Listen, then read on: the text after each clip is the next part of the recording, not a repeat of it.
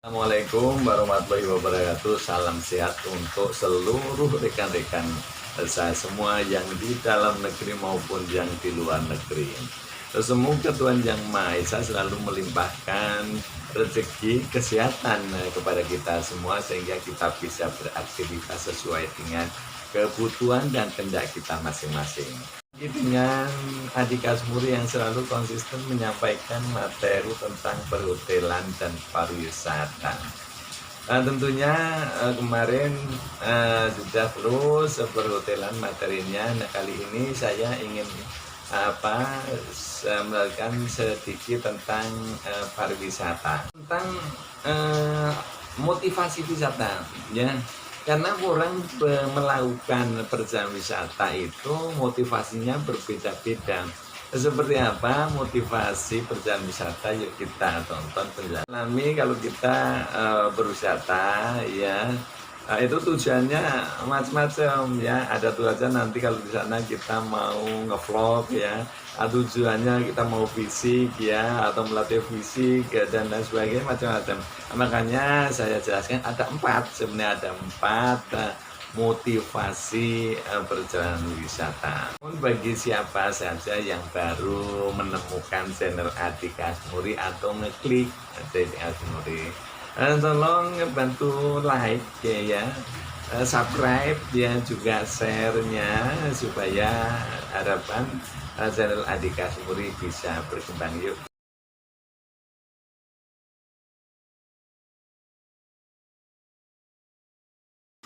Jadi setiap orang melakukan perjalanan wisata itu tujuannya bermacam-macam.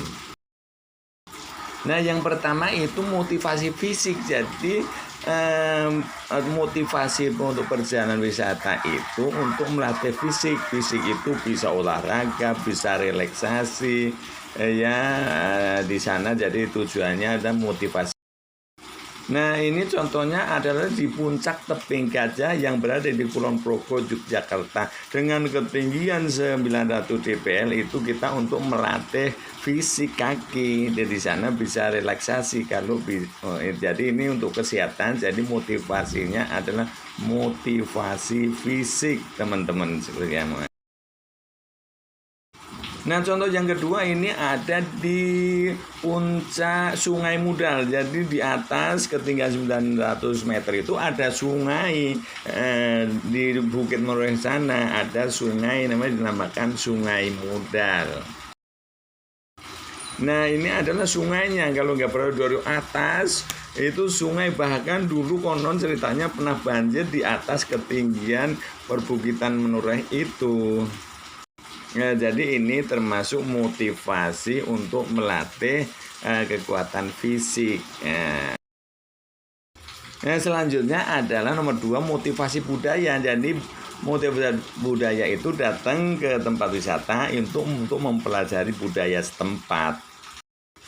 Nah, ini contohnya adalah tarian, ya. Di Jogja itu ada tarian. Jadi para wisatawan itu datang untuk mempelajari tarian tersebut, dan setelah mempelajari dia akan bersenang untuk mempraktekkan di rumah.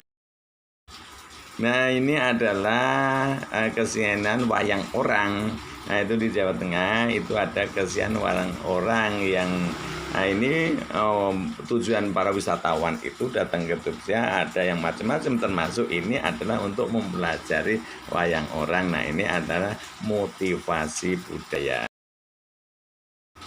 Nah, bisa juga ke luar negeri, ini ke Jepang. Jadi motivasinya di sana itu untuk mempelajari budaya Jepang, yaitu pakaian-pakaian adat, ya. Nanti juga di samping pakaian adat juga budaya-budaya, kan banyak negara itu punya budaya yang berbeda-beda. Ini adalah budaya pakaian adat. Nah, jadi di mana-mana tempat itu punya budaya-budaya masing-masing. Ini pakaiannya seperti itu, contohnya budaya adat dari Osaka, Jepang.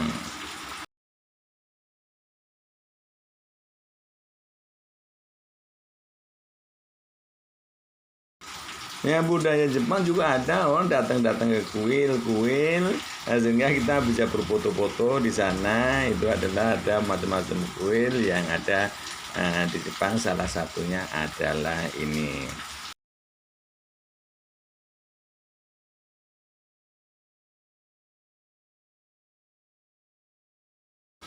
Nah, yang ketiga, motivasi atau tujuan melakukan perjalanan wisata itu motivasi interpersonal. Jadi dengan datang ke tempat wisata itu sekalian bertemu dengan orang lain.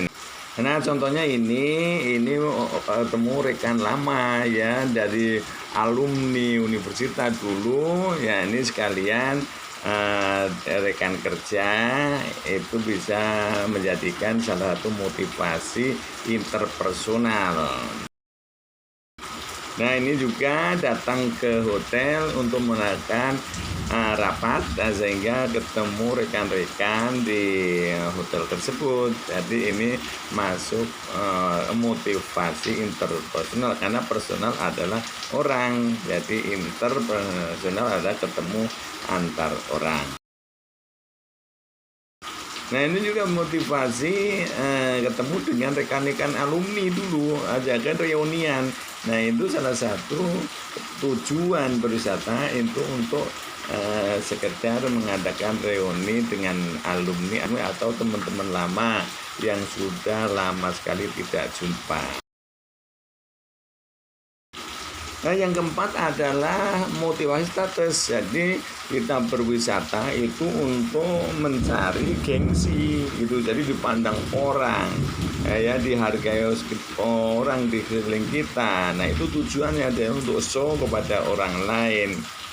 Nah, ini contohnya itu datang ke Jepang untuk udah show bahwa saya pernah naik kereta tercepat yaitu Shinkansen ya. Nah, itu sehingga oleh teman-temannya atau oleh lingkungan dihargai bahwa ini pernah ke Jepang, berapa biaya ke Jepang kan mahal ya. Ini macam-macam tujuan wisata itu beda-beda masing orang.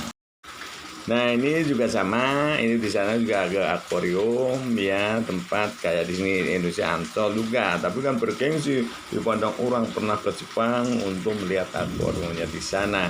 Jadi dihargai oleh sekeliling, makanya tujuannya berbeda-beda. Lagi keempat, motivasi perjalanan wisata. Semoga bisa menambah pengetahuan bagi rekan-rekan atau siapa saja yang belum mengetahui motivasi perjalanan wisata. Semoga ada manfaatnya. Akhir kalam, wassalamualaikum warahmatullahi wabarakatuh. Jumpa lagi di video-video berikutnya.